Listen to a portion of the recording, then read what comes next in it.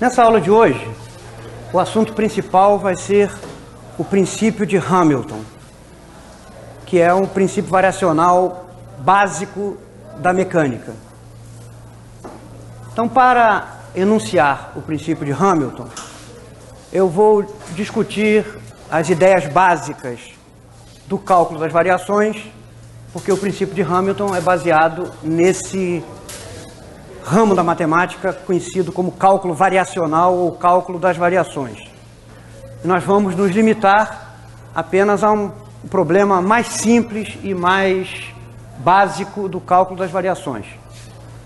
O cálculo das variações se ocupa com o problema de determinar extremos, máximos ou mínimos de funcionais. O que é um funcional? Um funcional é uma aplicação de um espaço de funções sobre o conjunto dos números reais. Em outras palavras, um funcional associa a uma função de uma certa classe um número real.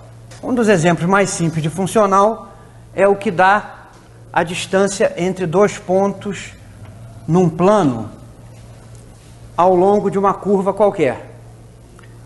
Então, suponha que se tenha um ponto inicial e se tenha um ponto final no plano e esses dois pontos sejam conectados por uma curva. Suponhamos que essa curva, então, possa ser escrita na forma y como função de x. O comprimento desta curva, ou a distância entre esses dois pontos ao longo da curva, é definida a partir da distância infinitesimal entre dois pontos infinitesimalmente próximos da curva, que é isso aqui, Teorema de Pitágoras, e pode ser escrito ainda, então, como o comprimento da curva entre esses dois pontos é um funcional desta função y, definido por esta integral aqui, usando a notação abreviada y' para dy dx. Então, dados esses dois pontos fixos e dada uma curva representada na forma y igual à função y de x, continuamente diferenciável, e essa derivada sendo contínua, então, para cada função y escolhida, o comprimento dessa curva é diferente. Então, para essa aqui, dado uma curva conectando esses dois pontos, fica associado um número que é o comprimento da curva entre aqueles dois pontos. Por essa regra aqui, nós associamos a qualquer função que tenha derivada contínua e que represente uma curva que passe por esses dois pontos fixos, um único número real. Genericamente, um funcional genérico que vai nos interessar, que J é um funcional da função y. Y é uma função. Essa notação costuma ser usada para indicar funcional. Y é o argumento do funcional J. Considere um funcional J da função y dessa forma aqui. F é uma função de 3 variáveis reais, tá? Então, aqui no lugar do primeiro argumento de f, nós pomos y de x, aqui a derivada de y em relação a x, e o terceiro argumento é a própria variável de integração x.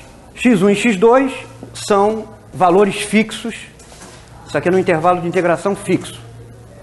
Então, para cada função escolhida, f é uma minúsculo, é uma função supostamente conhecida.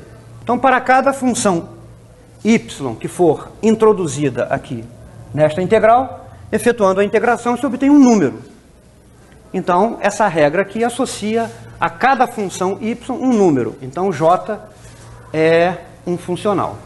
O problema fundamental do cálculo das variações é determinar para que funções y esse funcional assume um valor extremo, um máximo ou um mínimo. Então, o problema fundamental do cálculo das variações é determinar as funções, a função ou funções que extremizam o funcional considerado. Eu vou relembrar para vocês como é que é o procedimento para encontrar uma condição necessária para que uma dada função extremize o funcional J, maximize ou minimize.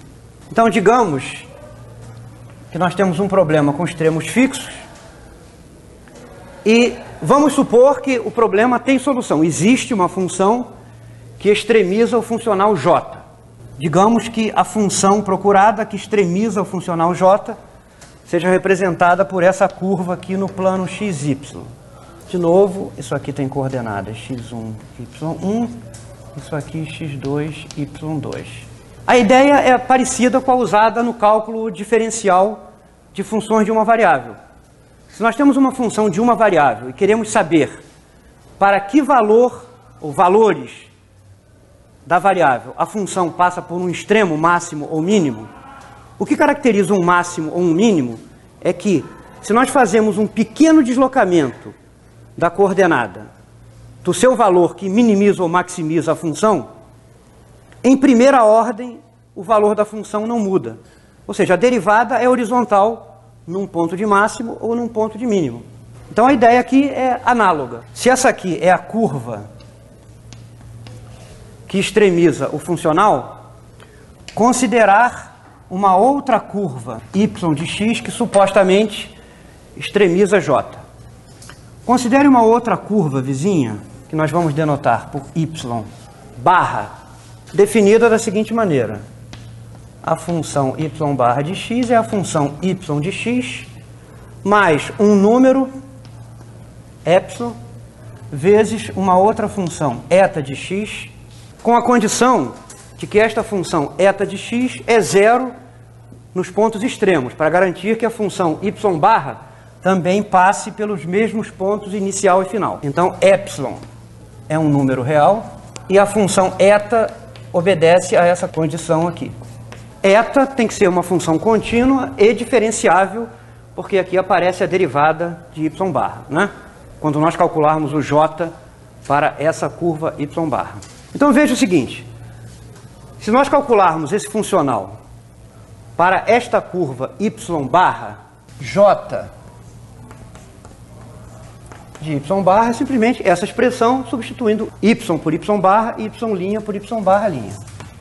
Mas observe, essa função y de x é uma função fixa, por hipótese, é aquela que extremiza o funcional j. Eta é uma outra função arbitrária escolhida que se anula nos extremos do intervalo de integração. E epsilon é um número real qualquer. Quando nós substituirmos y barra por essa expressão aqui e efetuarmos a integral no intervalo de x1 até x2, isso se torna uma função que só depende desse número real epsilon. Agora, por hipótese, quando epsilon é igual a zero, a função y barra se confunde com aquela função que extremiza o funcional. Então, esta função φ de epsilon, que é o valor do funcional calculado em y barra, tem que ser máxima ou mínima em epsilon igual a zero. Porque, por hipótese, esta é a função que maximiza ou minimiza o funcional. Mas agora, a função φ de epsilon é uma função de uma variável real. E ela é máxima ou mínima em epsilon igual a zero, né? Uma condição necessária para que φ passe por um mínimo ou máximo em epsilon igual a zero é que sua derivada em epsilon igual a zero seja nula. Epsilon igual a zero implica j de y barra. É máximo ou mínimo. Mas isso aqui é a mesma coisa que φ de epsilon é máximo ou mínimo. Logo, é necessário que a derivada de φ em relação a epsilon calculada em epsilon igual a zero seja zero.